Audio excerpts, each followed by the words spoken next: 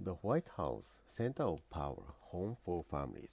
Welcome to This is America from VOA Learn English.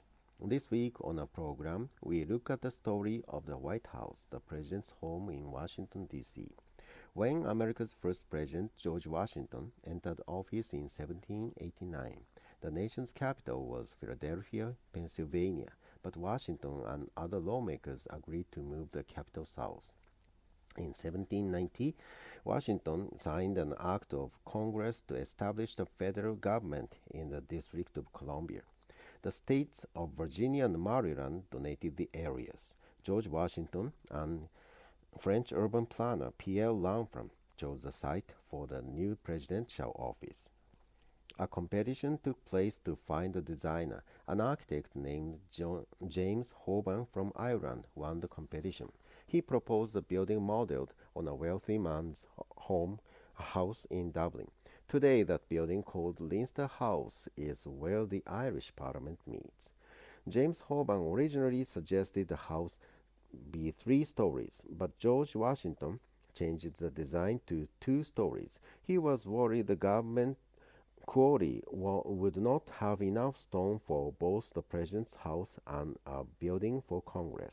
Work on the house started in 1792. At that time, the building was called by names such as the President's Palace or the Executive Mansion. Its walls were not yet white, but grayish sandstone. George Washington supervised the building project, yet he and his wife Martha never lived there. The house was completed long after he left office in 1797.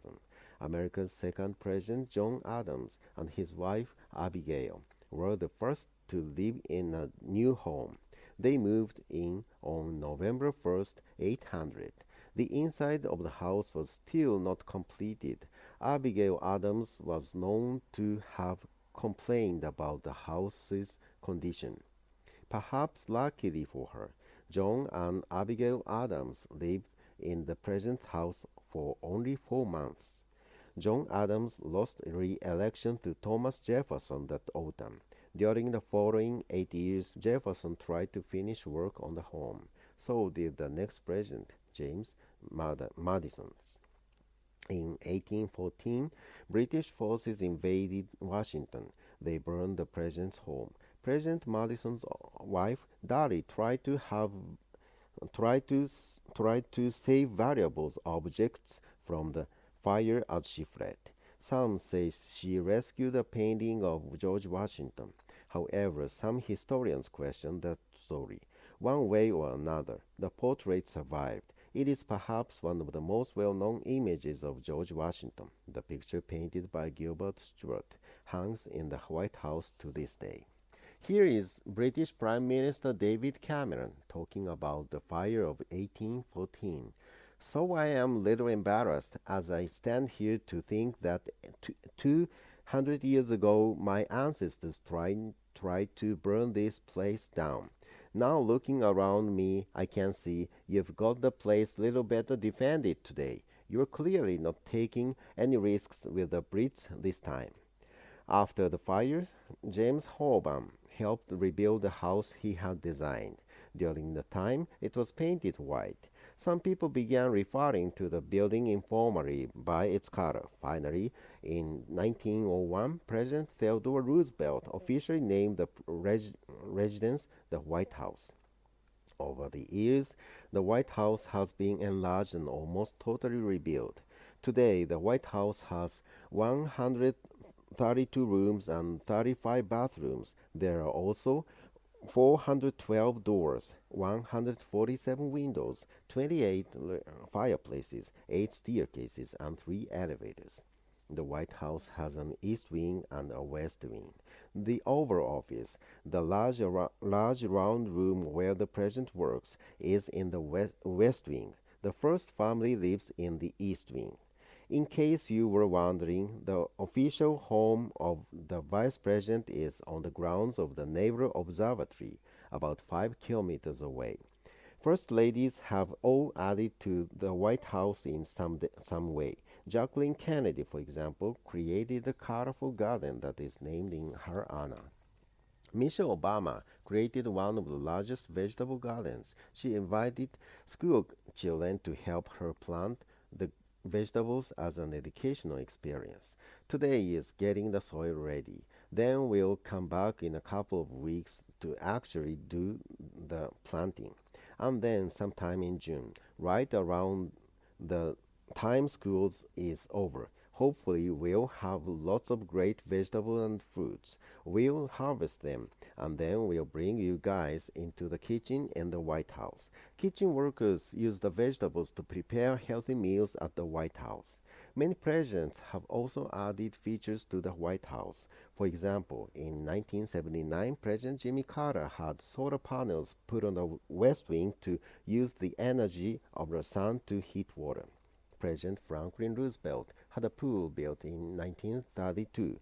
Polio had disabled his legs, but President Roosevelt still swam. During President Richard Nixon's time in office, the old swimming pool was covered and the room was used for the media. The change permitted more space for television camera equipment. The press room was rebuilt in January 2007. The work included a better look for television, a new electrical system, a high technology communication system, better air conditioning, and more comfortable seats. President George W. Bush reopened the room in a ceremony on July 11, 2007. He joked that the room had been so hot before he lost weight answering questions. As visitors enter the White House, they see pictures of past presidents on the walls. In another hall of the same floor, a painting of First Ladies. A room off this hallway contains a collection of fine dishes. Most presidents have added to this collection. Many First Ladies have also followed Jacqueline Kennedy's goal to collect art of the nation's finest artists. President and First Ladies have also often invited musicians to perform at the White House.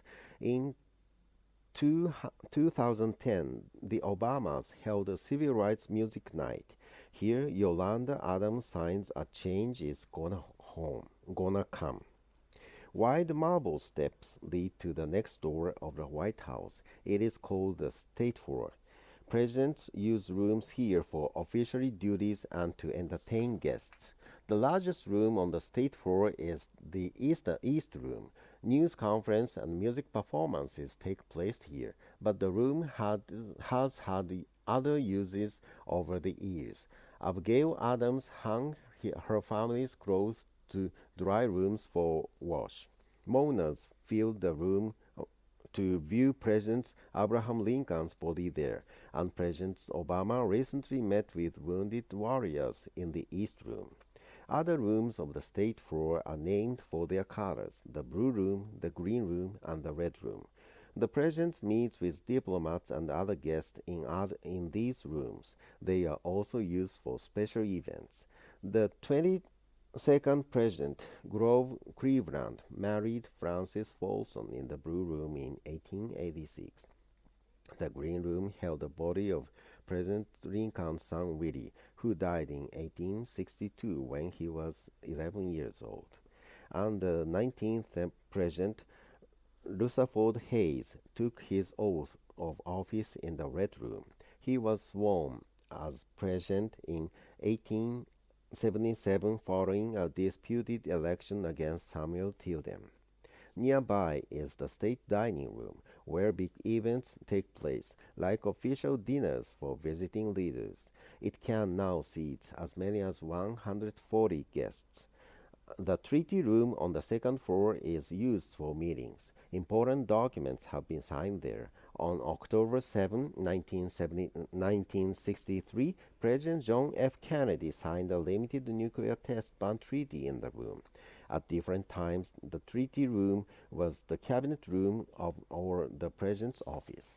The next floor of the White House contains bedrooms for guests. One of these is Lincoln Bedroom, named for the 16th President. But Abraham Lincoln never slept there. Lincoln used the room as an office while he led the country through the Civil War in the 1860s. President Lincoln was murdered days after the war ended with the surrender of Robert E. Lee, the Southern General.